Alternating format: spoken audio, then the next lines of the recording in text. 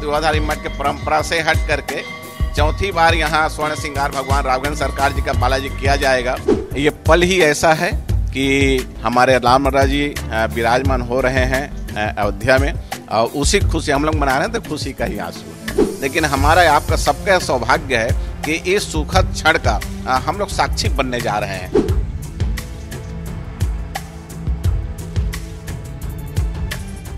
सदियों बाद जो है रामलला का प्राण प्रतिष्ठा होने जा रहा है अयोध्या में, लेकिन इससे पहले कि जो है रायपुर में जो है पूरा माहौल राममय नजर आ रहा है। और इस वक्त मैं खड़ा हूं जो है महंत राम सुंदर दास जी के पास, जो दूधाधारी मठ में है।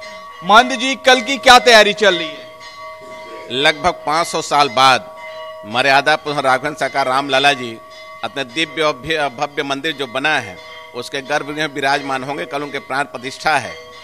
छत्तीसगढ़ मर्यादा पुरुष राघवेंद्र सरकार ननिहाल है, इस यहाँ विशेष उत्सव विशेष उत्साह है, और हम लोग भी उस उत्सव में शामिल हैं, तैयारी में लगे हुए हैं।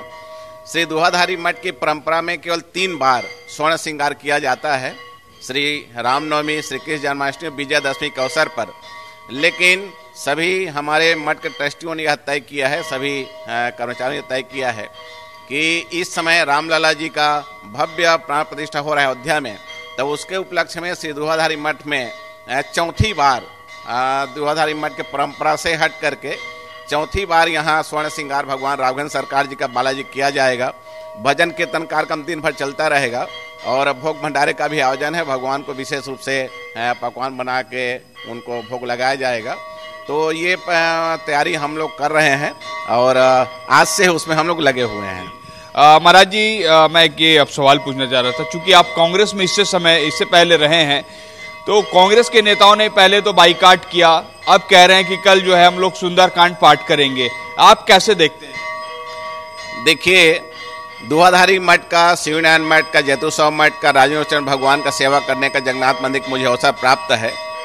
और राजनीतिक ढंग से मैं कांग्रेस में जरूर था, लेकिन कांग्रेस में रहते हुए भी, गौ सेवा आयोग का अध्यक्ष रहते हुए भी 5 अगस्त 2020 को जब इस मंदिर जो अयोध्या में आज बना है उसका भूमि पूजन का कार्यक्रम हुआ था, तब भी हम लोग विशेष उत्सव दुआधारी मठ में मनाए थे, और उस समय भी भगवान का स्वर्ण श्रृंगार हम लोग किए थे।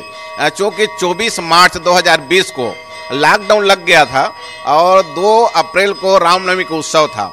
उस शासन प्रशासन से हमें अनुमति भगवान का स्वर्ण श्रृंगार चढ़ाने का नहीं मिला था, तो इसलिए हम लोग 5 अगस्त को विशेष स्वर्ण श्रृंगार करके भगवान का हम लोग आराधना किए थे। उस समय भी हम लोग उत्साह पूर्वक इस कार्यक्रम को किए थे, भूमि पूजन का कार्यक्रम का, शिलान्यास का। और आज जब भगवान अपने दिव्य भव्य मंदिर विराजमान हो रहे हैं, तो 22 तारीख को कल भी विशेष उत्साह से हम लोग करेंगे। तो धर्म में मैं कभी भी राजनीतिक घुसने नहीं देता, और राजनीति रह करके भी मैं धार्मिक कार्य को सुचारू संचालित करते रहा हूँ। लेकिन आप कैसे देखते हैं, व्यक्तिगत तौर पर आप क्या सोचते हैं? कांग्रेस जो है पहले बाइकाट करती है, फिर तो कांग्रेस पार्टी को आपने काफी समय से देखा, आपने विधायक रहे अब उसी पार्टी से, चुनाव भी लड़ा आपने। आप कैसे देखते हैं धर्म और कांग्रेस को, कैसे देखें आप?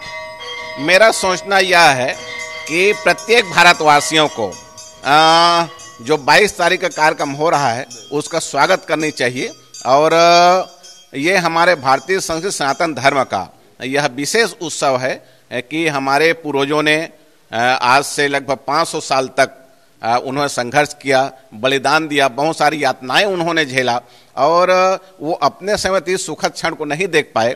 लेकिन हमारा आपका सबका सौभाग्य है कि इस सुखद क्षण का हम लोग साक्षी बनने जा रहे हैं। तो हर किसी को इसमें, ये भी आरोप लगाती है कांग्रेस पर कि ये हिंदुओं की बात नहीं करते, हिंदू विचारधारा को नहीं मानते। क्या आप भी मानते हैं? देखिए, मर्यादा पुरुषोत्तम राघवेंद्र सरकार भारतवासियों का, अब विशेष सनातनियों का वो प्राण है, और हमारे वो आराध्य हैं, हमारे वो इष्ट देव हैं। और उनका जब भव्य मंदिर में विराजमान हो रहे हैं, प्राण प्रतिष्ठा हो रहे हैं, तो हर भारतवासियों को, हर सनातनियों को निश्चित रूप से इसका स्वागत करनी चाहिए। और कांग्रेस को लेकर पूछ रहा हूँ, मैं हर किसी कह रहा हूं, इसमें दलगत स्थिति या पार्टी की बात नहीं है। जो भारत में रह रहे हैं वो भगवान राम का आशीर्वाद सबको मिल रहा है। सनातनियों को, भारतवासियों को इसका स्वागत करना चाहिए। और धुआंधारी मठ तो पौड़े बिछा करके हम लोग प्रतीक्षा कर रहे हैं कल की, कि जैसे ही अयोध्या में भगवान राम प्राण प्रतिष्ठा होगा वैसे ही हम लोग यहाँ विशेष महाआरती कार्यक्रम करेंगे। स्वर्ण सिंगार। आप काफी भावुक नजर आ रहे हैं, मैं आपका आंख देख रहा हूँ, नम हो रहा है। और वास्तव में आपके लिए तो और ज्यादा ही ये, क्योंकि आपने बताया कि नजरबंद रहे हैं आप लोग। आपकी आंख में मैं आंसू देख रहा हूं, ये आंसू मैं कैसे मानूं कि क्या है? यह खुशी का आंसू है, क्योंकि आज श्रद्धेय गुरुदेव हमारे बीच में नहीं है। लेकिन जब 1992 में हम लोग जब अयोध्या जा रहे थे, फैजाबाद में श्रद्धेय महाराज जी को नजरबंद किया गया सर्किट हाउस में, और 2 दिन तक के नजरबंद महाराज जी रहे। और उसके बाद फिर हम अयोध्या जाने नहीं दिया गया। वहाँ से फिर वापस हम लोग वापस लौटे रायपुर। जैसे हम लोग, उस समय इतना मोबाइल का कुछ साधन नहीं था। जब हम लोग अमरकंटक पहुँचे थे तब उस समय हमें पता चला कि वहाँ जो बाबरी मस्जिद है उसको ढा दिया गया है कार सेवकों द्वारा। तो उसे सुनकर महाराज जी बहुत भावुक हुए, वो बहुत प्रसन्नता जाहिर किए। आज वहाँ जी आपने बताया, मेरे ख्याल से आपके जो आंसू है मैं इससे पहले कभी देखा नहीं। क्या इससे पहले और आंसू आए आपके ऐसे खासकर धार्मिक कार्यक्रमों को? देखिए, अब ये पल ही ऐसा है कि हमारे राम महाराज जी विराजमान हो रहे हैं अयोध्या में, और उसी खुशी हम लोग मना रहे हैं, तो खुशी का ही आंसू है जी। तो आपने सुना महंत राम सुंदर दास जी को, और निश्चित रूप से काफी भावुक नजर आ रहे हैं, कारण इनके पीछे इतिहास जुड़ा है, इनके गुरु भी जो है नजरबंद रहे हैं। तो ऐसे में कल का दिन जो है पूरे देश के लिए और पूरे देशवासियों के लिए गौरव करने का है और प्राण प्रतिष्ठा पूजा में शामिल होने का है। कैमरामैन नरेंद्र मार्कंडे के साथ सौरभ सिंह परिहार, IBC 24 रायपुर।